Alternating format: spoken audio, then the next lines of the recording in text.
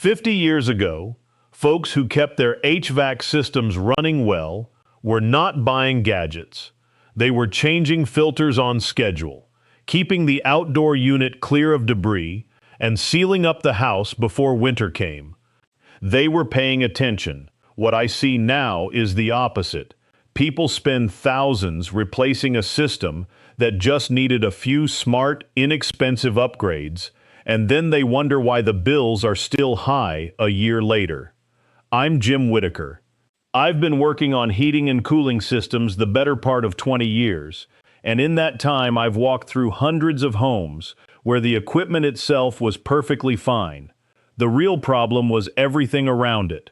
The filters, the ducts, the controls, the moisture. Those are the things that quietly eat your efficiency and shorten the life of a system that could otherwise run another decade. That's exactly what we're covering today. Now, before we dig in, there's one myth I want to knock down right at the start. Most folks are told the fix is a new unit. Salespeople love that answer because it's the most expensive one. But in my experience, a system that's 10 or 15 years old and well-maintained will outperform a brand new system sitting inside leaky ducts with a cheap filter. The unit is not usually the problem. What surrounds it usually is. I'll walk you through 5 specific upgrades, the ones that actually move the needle, and I'll give you real numbers so you know what to expect to spend and what you can expect to save. If you want to go even deeper on this than we can cover in one video, there's a guide that goes further on all of it. The QR code is right there on the left side of your screen. Open your camera app on your phone and scan it now to grab the guide. It covers the fuller breakdown that a video like this can only begin to touch on. And here's the good news. That same QR code is going to stay pinned in the top right corner for the rest of this video, so you can scan it anytime as we go. Upgrade number 1 is a smart thermostat, but not for the reason most people think. I'm not talking about the novelty of controlling your heat from your phone. I'm talking about what a properly programmed thermostat actually does to your system's run cycles. An older manual thermostat lets the temperature swing several degrees before the system kicks on, so the unit works in big, inefficient bursts. A smart thermostat learns your schedule and keeps the temperature steadier, which means shorter, more frequent run cycles. That is dramatically easier on the compressor. It also means the system is not racing to catch up every time you walk in the door. The units worth buying are the mid-range models. You do not need the most expensive one on the shelf. A decent smart thermostat runs somewhere in the range of $80 to $150 installed, and in most homes I've seen it trim somewhere between 10 and 15% off the monthly cooling and heating bill. What I tell folks is this: the savings are real, but only if you program it properly. Set your away temperatures honestly. If you leave the house at 7 in the morning and come back at 5, program the thermostat to ease off during those hours. A lot of people install it, leave it on auto, and wonder why it didn't help. The programming is the upgrade. The device is just the tool. One more thing on thermostats. Placement matters. If yours is in direct sunlight, near a lamp, or on an outside-facing wall with poor insulation behind it, it's reading the wrong temperature and cycling your system incorrectly. Sometimes just moving the thermostat a few feet is worth as much as replacing it. Upgrade number 2 is air filtration, and I'll be honest with you, this is the one I see people get most wrong. The instinct is to buy the thinnest, cheapest filter because it seems like it won't restrict airflow. That's partly right. A filter that's too restrictive is a real problem. But a filter that's too thin doesn't actually clean the air, and it lets fine particles through that coat your coil and your blower over time. That buildup is one of the most common reasons I see efficiency drop 10 or 20% in a system that's otherwise in good shape. The sweet spot for most home systems is a filter rated in the MERV 11 to 13 range. That catches the particles that matter without strangling the airflow the way a MERV 16 or higher can. Cost is almost nothing. A good MERV 13 filter typically runs between $12 and $25, and you're changing it every 60 to 90 days depending on your household. If you have pets or anyone in the home with respiratory issues, go toward the 90-day schedule and check it at 60. The thing I keep coming back to on filtration is this. It is the single cheapest thing you can do to protect a system that costs several $1,000s to replace. Treat it like an oil change. Schedule it, do it, don't think about it until next time. Upgrade number 3 is duct sealing, and this is the one that almost everyone gets backwards. I've watched folks spend money on energy-efficient equipment and then wonder why the bills didn't drop much. Then I go into the attic and find ductwork that hasn't been touched in 30 years, with gaps at every joint and a section or two that's come disconnected entirely.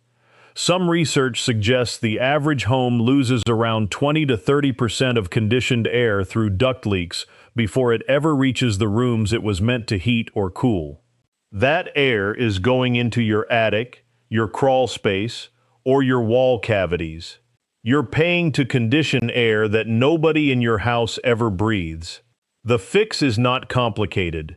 You use mastic sealant, not standard duct tape, which dries out and fails, and you work your way through the accessible duct runs, sealing every joint and connection. A professional duct sealing job in a typical home might run between $300 and $700, depending on access and size. If you're handy, you can do the accessible sections yourself for the cost of a bucket of mastic and an afternoon. The payback on this one tends to be faster than almost anything else on this list, because the losses it's stopping are substantial. After I seal ducts in a home, people almost always tell me the far rooms finally feel like the rest of the house. That alone tells you how much air was being lost before. Stick with me. Upgrade number 4 is coming up, and it's the one that most people in humid climates have been told they don't need. I promise you, they do. Upgrade number 4 is a whole home dehumidifier, and if you live anywhere with humid summers, this might be the most meaningful upgrade on this list. I used to underestimate this one myself. Here's the thing, your air conditioner does remove some moisture from the air as it runs, but it's not designed primarily for that job. When humidity is high inside the house, the air feels warmer than it actually is, so people turn the thermostat down to compensate. The system runs longer, works harder, and the house still feels clammy.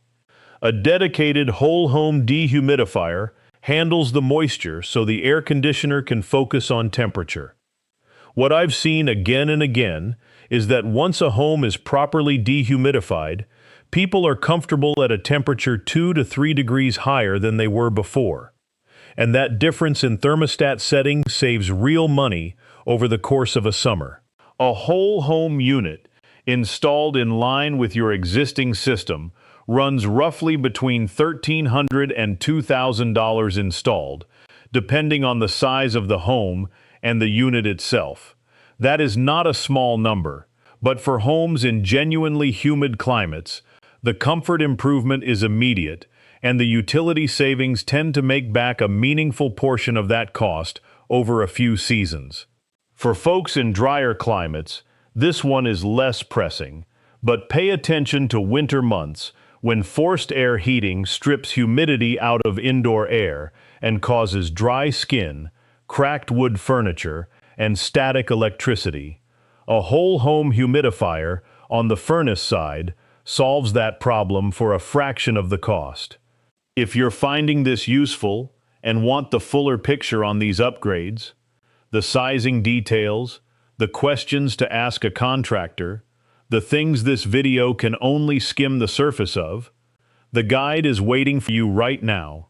Open your phone's camera app and point it at the QR code still sitting in the top right corner of your screen. It'll take you straight there.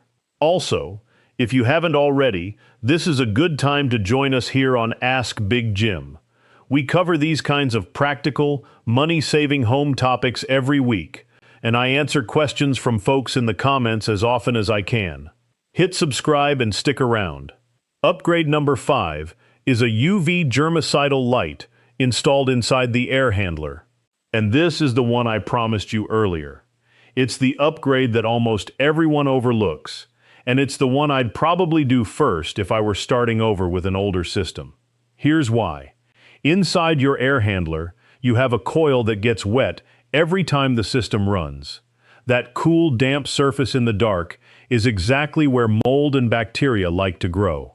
Over time, that growth restricts airflow, degrades your indoor air quality, and forces the system to work harder to move air across a coated coil. A UV light installed near the coil keeps that surface clean, without chemicals, without scrubbing, and without shutting the system down. These units are straightforward to install. A qualified technician can typically have one in within an hour or two, and the units themselves generally run between $200 and $500 installed, depending on the type and the contractor. They use a small amount of electricity, comparable to a standard light bulb, and the bulb typically needs replacing once a year or so. What I've seen in homes with UV lights is that the coil stays cleaner longer, air moves more freely, and families with allergy sensitivities notice a real improvement in indoor air quality. The way I see it, it's cheap insurance for a component that's expensive to replace and unpleasant to clean manually. If your system is more than a few years old and you've never had a UV light installed, this one is worth a serious look. So let's put this together. 5 upgrades, none of them flashy, all of them practical. A smart thermostat, properly programmed, the right filter at the right MERV rating, changed on schedule, sealed ducts so the air you pay for actually reaches the rooms you live in, a dehumidifier or humidifier matched to your climate, and a UV light to keep the heart of the system clean. You don't need to do all 5 at once. This week, start with the filter. Next month, look at the thermostat and the ductwork. Plan for the dehumidifier and the UV light when the budget allows. There's no money in teaching you the simple things that actually work, so now you're the one who knows. Before I let you go, all of this is a start, but if you want to go further and get the real detail behind each of these decisions, open your camera app and scan the QR code still in the top right corner of your screen. The guide goes deeper on what this video can only introduce, and it's the kind of reference you'll want to have when you're standing in front of a contractor and need to ask the right questions. I'd love to know, have you done any of these upgrades already, or did something on this list surprise you? Drop it in the comments. I read them, and if you want to keep going, the next video covers the single biggest mistake people make when replacing HVAC equipment, and it costs them far more than the equipment itself. Don't miss that one. Thanks for watching Ask Big Jim. We'll see you next time.